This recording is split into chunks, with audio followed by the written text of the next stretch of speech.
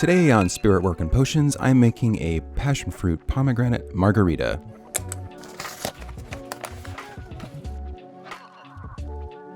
I'm going to start by juicing up some fresh limes, cut a wedge and rub that around the rim of the glass, then rim the glass with salt. Unless you're a monster and don't like salt, then don't do it.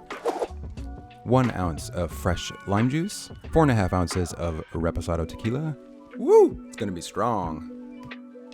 1 ounce of Cointreau, 1 ounce of Passionfruit Syrup. If you like it a little sweeter, add in another ½ ounce to an ounce. ½ ounce of Pomegranate Liqueur, 1 ounce of pomegranate juice, not from concentrate.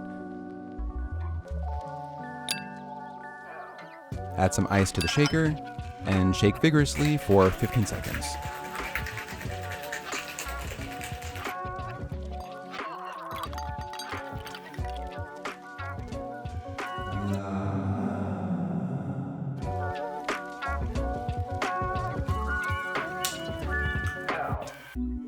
There you go.